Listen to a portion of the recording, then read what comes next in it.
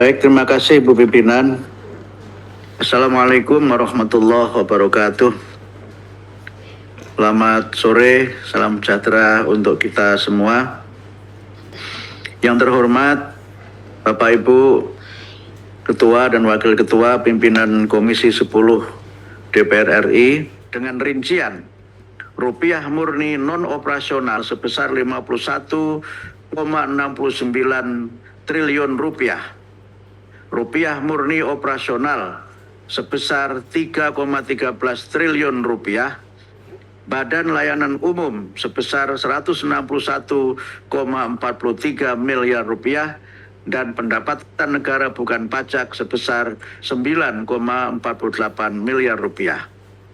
Alokasi yang diperoleh oleh Kementerian Pendidikan Dasar dan Menengah tersebut antara lain akan mendanai sejumlah program prioritas, yaitu program Indonesia Pintar sebesar 13,43 triliun rupiah untuk 18,59 juta siswa yang telah menampung penyesuaian satuan biaya dan penambahan sebesar sasaran PIP untuk SMA dan SMK. Aneka tunjangan guru non-ASN sebesar 13,6 triliun rupiah diberikan untuk 798.905 guru non-ASN, baik yang mengajar di sekolah negeri maupun di sekolah swasta. Pembangunan dan revitalisasi satuan pendidikan sebesar 14,18 triliun rupiah dengan target 11.686 satuan pendidikan formal dan non-formal negeri maupun swasta. Digitalisasi pembelajaran untuk pengembangan konten dan bimbingan teknis sebesar 188,65 miliar rupiah guna memastikan infrastruktur yang disediakan pada tahun 2025 benar-benar dapat digunakan secara efektif dalam meningkatkan kualitas pembelajaran. Tidak ada pengadaan peralatan digitalisasi pembelajaran dalam alokasi pagu anggaran ini. Pendidikan profesi guru dan bantuan pendidikan S1 atau D4 bagi guru dilanjutkan agar guru kita memenuhi kualifikasi akademik dan bersertifikasi kompetensi guru. Begitu juga penjaminan mutu pendidikan juga dilakukan antara lain melalui akreditasi satuan pendidikan dan pelaksanaan tes kemampuan akademik, serta pengembangan bahasa yang difokuskan pada pelestarian bahasa daerah, pemartabatan bahasa dan sastra Indonesia, serta mendorong kecakapan literasi melalui buku bacaan bermutu dan tes uji kemahiran bahasa Indonesia. Rincian pagu anggaran per unit utama dan per unit utama per program kami sampaikan pada Salindia 11-13. Namun demikian, melihat besarnya tantangan pembangunan pendidikan sesuai rapat kerja tanggal 26 Agustus 2025 yang lalu, kami menyampaikan usulan tambahan anggaran sebesar 52,9 triliun.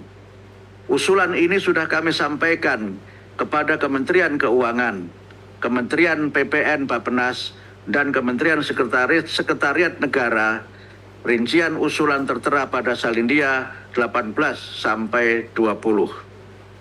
Secara garis besar, usulan tambahan mencakup penyesuaian satuan biaya PIP SD dan SMP, serta perluasan cakupan PIP untuk jenjang taman kanak-kanak untuk memastikan pelaksanaan wajib belajar 13 tahun yang juga mencakup 1 tahun prasekolah. Peningkatan satuan biaya insentif guru non-ASN dari Rp300.000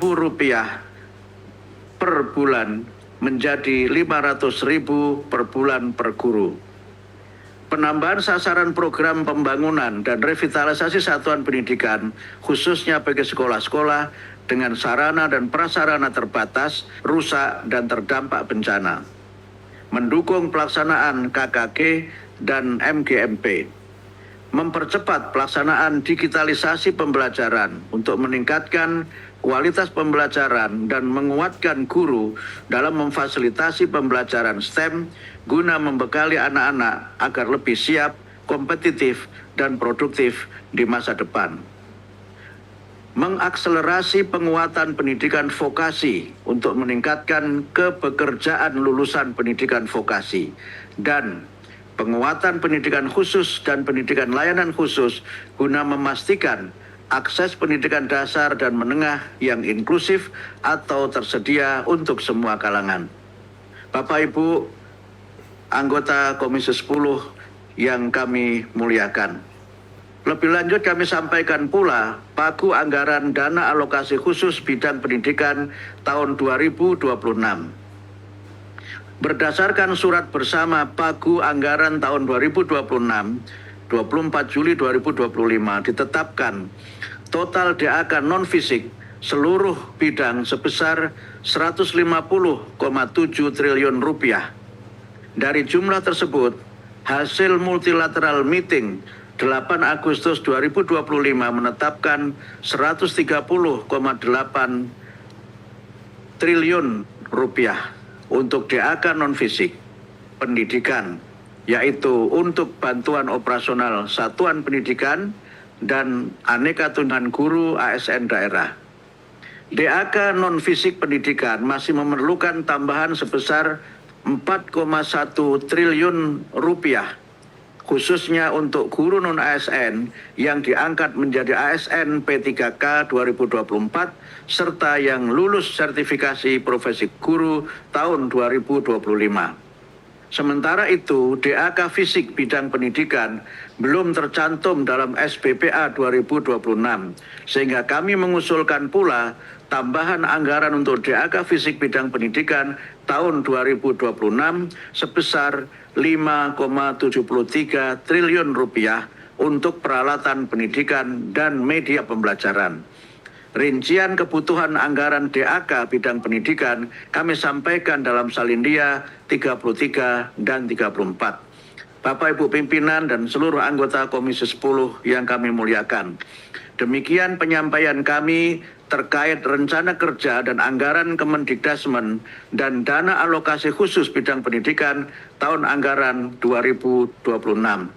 Saya yakin Bapak dan Ibu pimpinan beserta anggota Komisi 10 sepakat tentang pentingnya pendidikan dan pentingnya investasi di bidang pendidikan untuk memastikan semua anak Indonesia memperoleh akses pendidikan yang adil, berkualitas, relevan, serta membentuk jati diri bangsa yang kuat dan berdasar pada nilai-nilai luhur bangsa. Oleh karena itu, kami mengajak kita semua untuk bersama-sama memastikan bahwa pendidikan bermutu untuk semua benar-benar terwujud sebagai fondasi dalam mencerdaskan kehidupan bangsa dan mencapai Indonesia Emas 2045. Selanjutnya, waktu kami kembalikan kepada Ibu Pimpinan Komisi 10. Terima kasih. Wassalamualaikum warahmatullahi wabarakatuh.